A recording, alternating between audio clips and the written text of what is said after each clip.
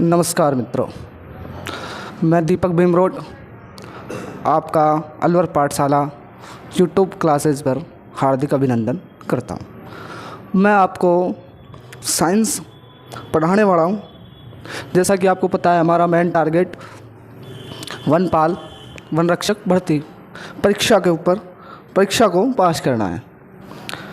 तो आओ हम साइंस के बारे में कुछ जानकारी प्राप्त करते हैं। और आप इस बात से निश्चित रहिए कि आपका सिलेबस कंप्लीट होगा या नहीं होगा। मैं आपको एग्ज़ाम से पहले सिलेबस कंप्लीट करा करके दूंगा। ठीक है, तो आओ हम साइंस के बारे में जानकारी लेते हैं। साइंस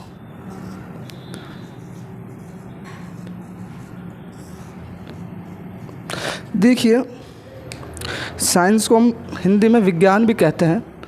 और साइंस का मतलब क्या है, ये जानकारी थोड़ा महत्वपूर्ण और हो जाती है जब हम साइंस का अध्ययन करते हैं। तेज अच्छा, ठीक है।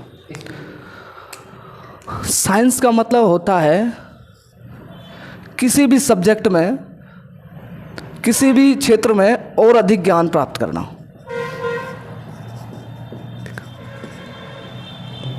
और अधिक ज्ञान प्राप्त करना, या फिर हम इसे इस तरह भी कह सकते हैं कि क्रमबद्ध ज्ञान को विज्ञान कहते हैं। विज्ञान को हम 3 भागों में विभाजित कर सकते हैं। बड़ा लिखा जाए, ठीक है।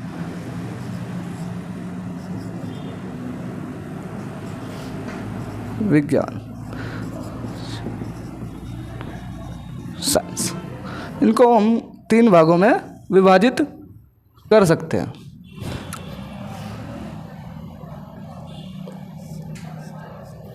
पहला, भूगर्भ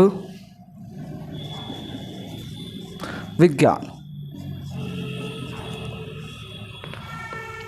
दूसरा, प्राकृतिक विज्ञान।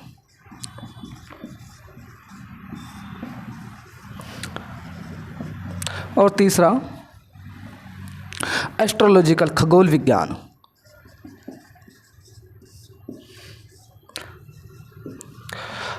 क्या साथियों, मैं आपको इनका इंग्लिश में भी नाम लिखूं क्या?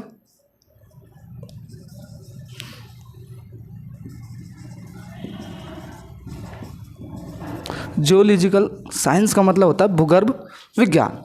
और प्राकृतिक का मतलब तो आपको सभी को पता ही है, नेचुरल साइंस। और खगोल तो नाम से पता लगता है, एस्ट्रोलॉजिकल जिसे हम बोलते हैं।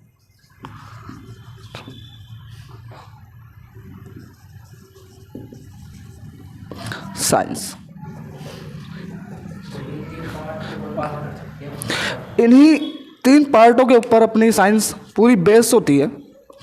अब देखिए आप, प्राकृतिक विज्ञान को हम 2 भागों में विभाजित करते हैं। भौतिकी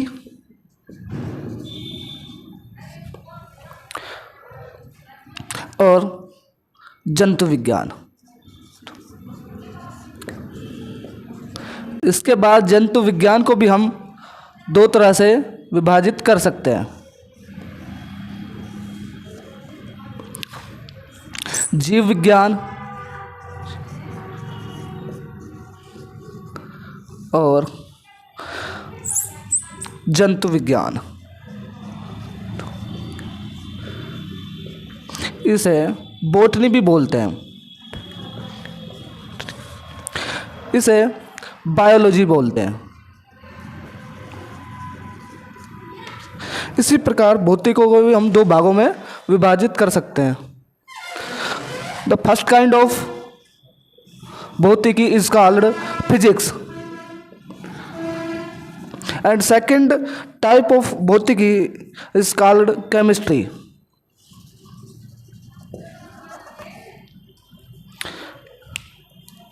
ये पूरा फिगर जो आपको दिया हुआ है, इसी फिगर पे बेस्ड हम चर्चा अपनी विस्तृत रूप से जारी रखेंगे।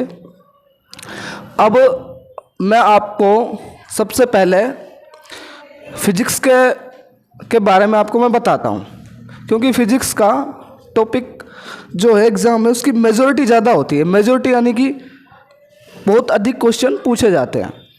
तो देखो हम फिजिक्स की बातें करते हैं।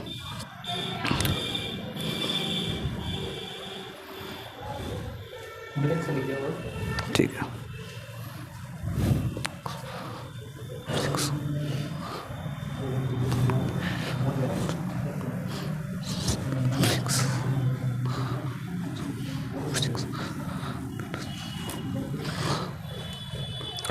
हम बातें करते हैं फिजिक्स की।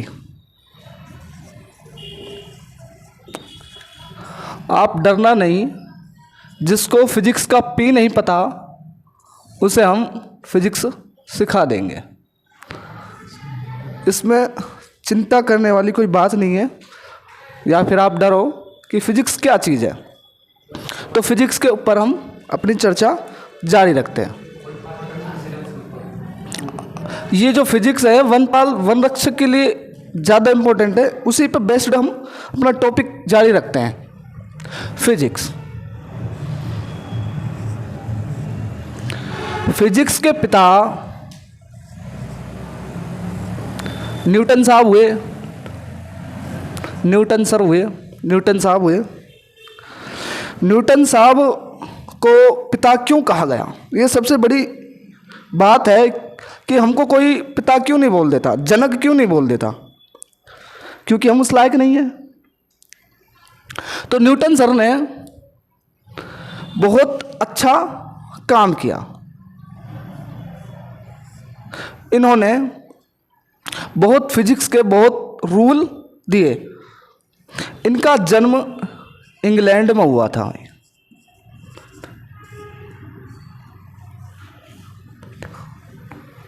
कहाँ पे हुआ था?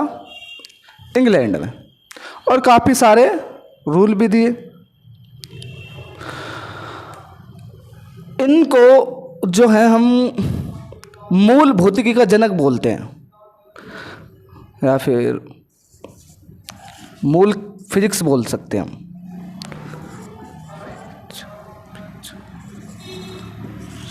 देखो भौतिकी बार बार लोगे, इससे अच्छा है फिजिक्स वर्ड यूज लिया जाए, सुनने में भी थोड़ा अच्छा रहता है। इसके बाद मॉडर्न फिजिक्स आई। देखो मॉडर्न फिजिक्स का मतलब समझिए आप आधुनिक भौतिकी। इनके जनक हम आइंस्टीन को बोलते हैं।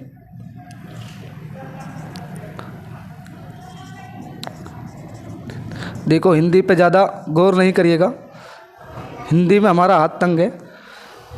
आइंस्टीन साहब को मॉडर्न फिजिक्स का जनक बोलते हैं।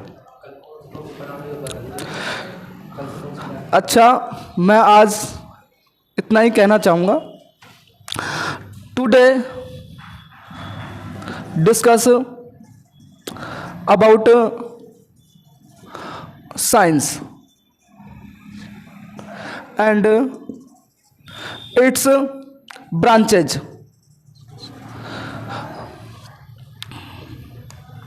Thank you. अच्छा, मैं आपको कल देखो जिस तरह इंग्लिश में पढ़ने से पहले A for apple, B for ball, C for cat, D for dog पढ़ाया जाता है, ठीक उसी प्रकार या उसी तरह उसी पैटर्न पर बेस्ड हम फिजिक्स में पहले मात्रक या यूनिट बोल सकते हैं आप पढ़ेंगे। ये वनपाल वनरक्षक के लिए अति इम्पोर्टेंट है। वनपाल वनरक्षक के लिए क्या भी, ये सभी के लिए इम्पोर्टेंट है। सभी के लिए कुछ सिलेबस चेंज होता है क्या भाई? सभी के लिए एक होता है 10वीं तक का। तो कल हम लोग मात्रक यानी कि यूनिट्स के बारे में जानकारी इकट्ठा करेंगे। Thank you.